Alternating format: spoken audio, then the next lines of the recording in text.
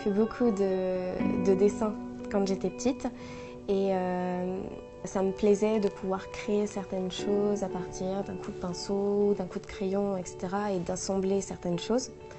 Et il me manquait quelque chose, il me manquait un petit truc et je pense que ça, c'était l'utile. Et dans le web, on arrive à avoir ça, on arrive à avoir du design et de l'utile.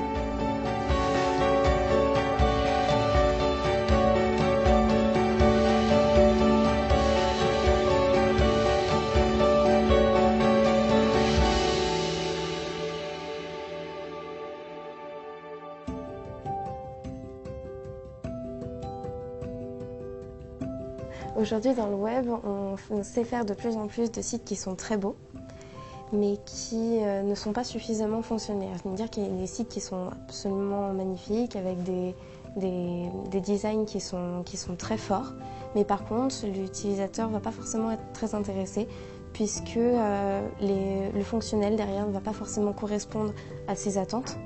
Et du coup, mon travail, c'est d'analyser les besoins de l'utilisateur et de comprendre ce qui va le séduire dans un produit et mettre en valeur ce dont il a besoin.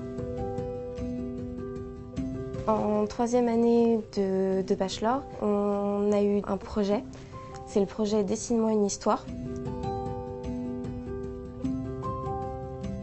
C'était mettre en place un plan de communication pour le lancement d'un produit fictif pour la marque Moleskine qu'on a choisi de réadapter à notre public pour les enfants donc de 6 à 12 ans. Du coup, il a fallu travailler vraiment sur les besoins des parents et des enfants en même temps et chercher à trouver un plan de communication et une idée qui pousse les parents ensuite à acheter ce futur produit.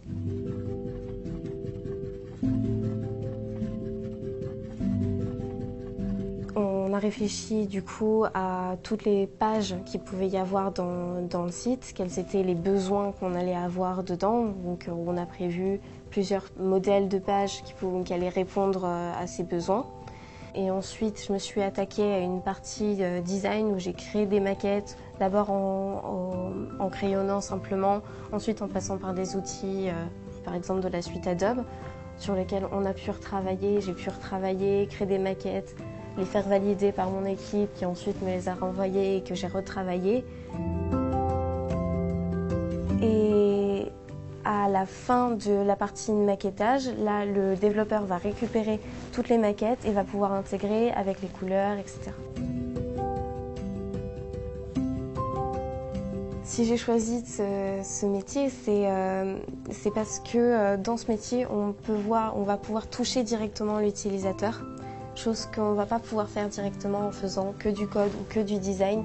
Et finalement, c'est aller à la rencontre des utilisateurs, chercher à comprendre comment ils fonctionnent. Et c'est ce qui fait que moi, j'apprécie ce métier énormément.